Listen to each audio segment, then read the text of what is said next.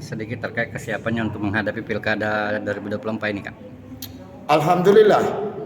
Bismillah, tawakkaltu ala Allah. Amanah dari Partai Nasdem, DPW Nasdem Sulawesi Selatan, Kakak Haji Rusdi Massa dan Kakak Fatmawati Rusdi Massa memberi amanah dan menugaskan saya maju di Pilkada Sidrap. Bismillah, saya terima amanah ini dan termasuk memang menjadi harapan masyarakat Sidrap. Untuk visi-misinya ke depan.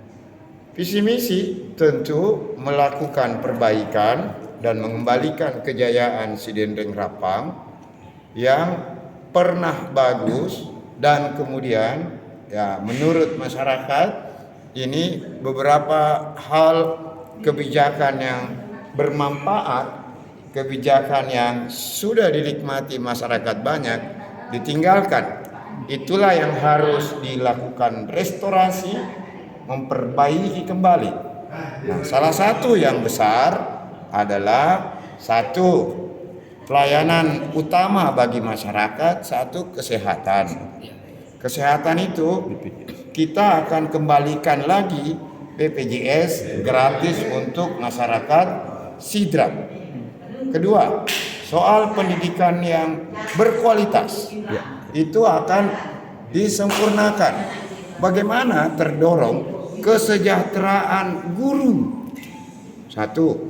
Yang kedua, sarana fasilitas untuk sekolah harus dimantapkan. Yang ketiga, bagaimana cara pendidikan yang baik dengan mengedukasi para guru-guru menampilkan gaya-gaya mendidik yang out of the box, tidak konvensional, dengan cara yang terbaru sekarang ini. Itu di sektor pendidikan. Kemudian yang keempat, di sektor pertanian, perkebunan, peternakan, perikanan yang menjadi pekerjaan banyak bagi orang Sidrap. Pertanian, pupuk lancar harus utama. Kuota yang sekarang menurun, kuota pupuk subsidi yang menurun di Sidrap itu harus dikembalikan sesuai jumlah hektar sawah irigasi masyarakat Sidrap, sawah tada hujan masyarakat Sidrap harus dikembalikan sesuai kuotanya. Pertanian. Yang kedua, sawah non irigasi yang di Sidrap banyak sawah tada hujan. Kita harus membuat program terobosan baru. Ya, daerah yang bisa untuk dibuatkan bendung seperti daerah Pancalota itu harus dipikirkan. Kemudian ada terobosan baru yang memang orang Sidrap macam selama ini pakai kompanisasi menggunakan solar, tabung gas. Insya Allah saya akan modifikasi dengan program listrik masuk sawah dan listrik masuk kebun, agar supaya sawah-sawah non irigasi ini itu nanti akan mengeluarkan biaya yang murah, efektif, dan tidak terlalu mapan rasa-rasa cari tabung, tidak terlalu repot kita cari solar. Nah, listrik masuk sawah dan kebun.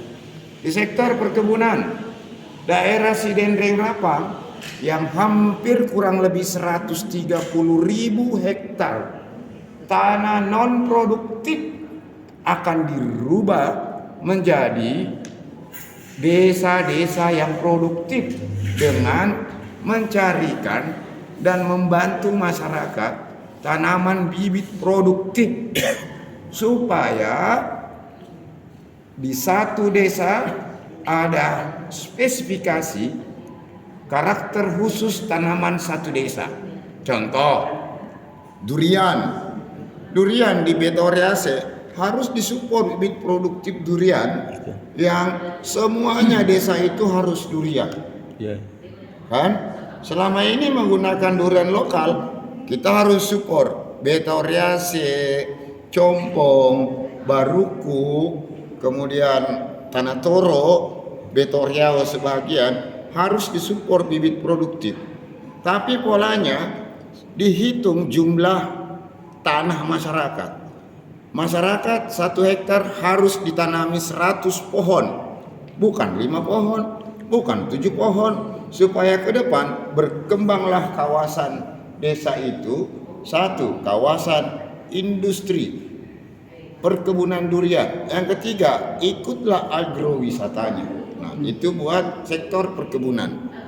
Nah, tanaman lainnya seperti jagung, seperti kacang tanah di Lakesi, di Buae, itu kita akan dorong semuanya.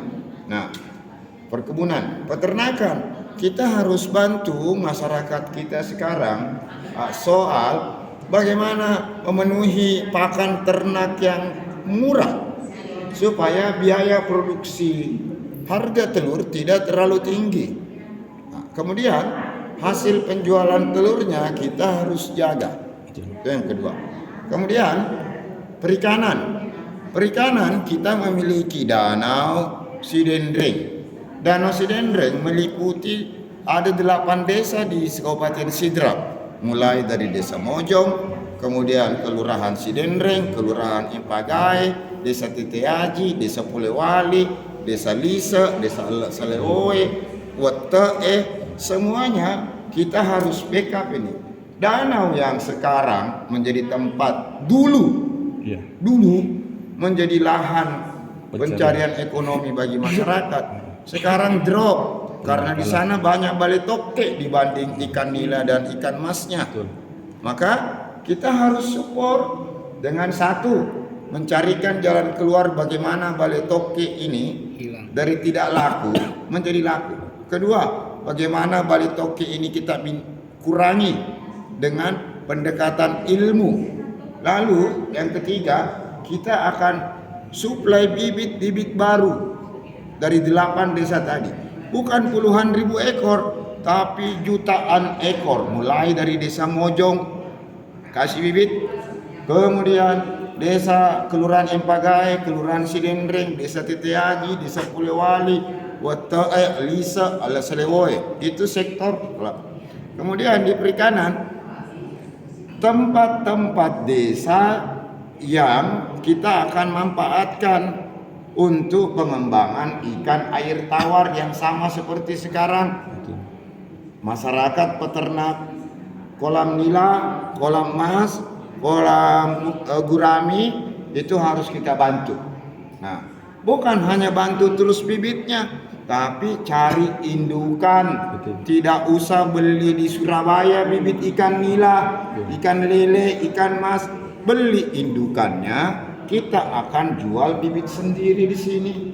Satu. Kemudian pakannya kita akan modifikasi, memanfaatkan ilmu yang ada di Vokasi Unhas, Universitas Ihsan, Universitas Muhammadiyah Sidra, supaya pakannya tersedia di sini.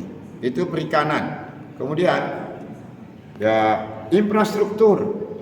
Nah, enggak usah saya uraikan. Kemudian yang paling penting agama. Karena agama itu adalah tolak ukur kita. Kan?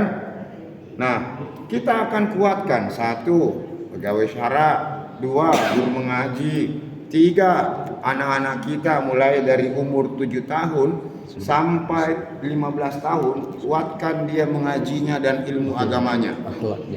Akhlaknya, mentalnya harus kita kuatkan. Kemudian masjid-masjid kita harus dijadikan sentra untuk bangkitnya umat yang ada. Bukan hanya pembinaan mental, akhlak, moral anak-anak dan orang BKMT di sekitar masjid, tapi masjid dijadikan pembinaan ekonomi umat. Biasanya masjid yang sudah bagus itu terus diperbaiki fisiknya. Nanti swadaya masyarakat yang masuk ke masjid, nanti kita campaign bantu masjid di sekitarnya. Ada 5 janda, uang yang ada bantu janda untuk UMKM-nya. Bantu duda yang tadinya buruh pabrik buruh kuli bangunan, bantu peralatannya supaya itu bisa dia menjadi kepala tukang misalnya. Nah, itu dia keagamaan. Sektor keagamaan paling penting, harus dijaga betul. Karena kalau tidak, ini kita tidak mampu melawan isu yang ada di Sidrap, kan? Ya, isu 3S, kan? Narkoba, sobis, tabung ayam. Kita harus melawan ini dengan mempersiapkan anak-anak kita yang paham agama, kan? Supaya nanti dia tidak akan terpengaruh secara lingkungan. Penguatan ilmu agama, pikirannya bagus, hatinya bagus, dan ininya bagus, ekonominya bagus, maka pasti akan terhindar dari semuanya itu. Nah, infrastruktur, agama, itulah dulu visi misinya yang insya Allah kita akan kembalikan. Nanti akan kami sebutkan yang lain dan kami akan tuangkan. Bismillah, harapan masyarakat Sidrap ini saya akan jaga betul. Saya hanya petani, saya hanya pekebun yang Allah takdirkan mendapat amanah dari masyarakat Sidrap. 3 kali saya sudah dicoblos dan meningkat terus suara. Kenapa? Karena semenjak saya dipercaya sebagai wakil rakyat, saya punya empati, saya punya hati nurani, saya punya kepedulian, dan saya menjadi contoh bagi anak muda Sidendreng Rapang. Dari anak muda biasa, dari orang tuanya petani, bukan anak pejabat, tapi ini jalan Tuhan, ini jalan Allah Subhanahu wa taala. Bismillah. Kalau Allah berkehendak, masyarakat berkehendak, pasti akan dibuka jalannya. Dan karena saya petani, tentu saya paham pekerjaan masyarakat Sidrap. Orang keluarga saya, keluarga biasa-biasa, jadi paham saya dengan kondisi masyarakat yang ada. Saya aktivis, saya paham keinginan anak-anak muda yang ada. Saya juga sebagai mahasiswa yang melewati proses S1, S2, S3, saya paham anak-anak mau berusaha setelah dia kuliah. Saya membangun usaha dari nol. Alhamdulillah menjadi ada usaha. Saya paham bagaimana caranya Mapatuo tahu. Bagaimana membangkitkan anak-anak dari yang punya mental yang tidak percaya diri menjadi percaya diri. Dan inilah menjadi bagian dari kepercayaan Partai Nasdem, dan semoga amanah masyarakat Sidrap ini, amanah dari Partai Nasdem, amanah dari Allah Subhanahu wa taala, saya akan jaga betul, sama seperti waktu saya menjadi wakil rakyat yang 2014 saya hanya punya suara 15.000, 2019 punya suara 35.000, dan 2024 punya suara 80.000. Kalau saya seke, kalau saya sombong, dan kalau saya tidak punya guna-guna terhadap masyarakat, tidak punya manfaat, tidak mungkin saya dipilih lagi oleh masyarakat, dan tidak mungkin meningkat lagi suara saya. Ini jalan Tuhan bagi anak rakyat Sidendreng Rapang, aktivis pemuda Sulawesi Selatan, aktivis kegiatan keagamaan Sulawesi Selatan. Dan insya Allah mohon bantuan dan dukungannya, bantu saya untuk sama-sama memperbaiki Sidendreng Rapang ini kembali. Bantu saya supaya bisa mewujudkan keinginan dan harapan masyarakat Sidendreng Rapang. Terus nantinya sebagai pasangannya nanti sudah ada yang digadang-gadang. Soal pasangan kita akan tentukan di partai. Ya, tentu ya kita tunggu keputusannya di partai. Keputusan yang ada, kami tadi sudah melakukan kegiatan konsolidasi. Kita tunggu keputusan di partai. Ya. Begitu. Tapi mengenai koalisi nanti mungkin Nasdem akan koalisi dengan partai lain. Oh, ini menarik. Kan? Ini menarik. Saya sudah 11 tahun menjadi sekretaris Nasdem Sulawesi Selatan. Dan para pimpinan partai tingkat Sulawesi Selatan, teman, sahabat saya, dan teman saya tiap hari di Makassar. Tentu ya saya punya emosional history. Saya punya hubungan emosional. Tentu ya saya pasti berkomunikasi dengan partai lain. Dan alhamdulillah banyak tanda-tanda. Bukan hanya Nasdem yang membantu perjuangan saya, tapi akan banyak partai lain yang akan membantu. Tunggu saja tanggal mainnya. Tentunya terjadi.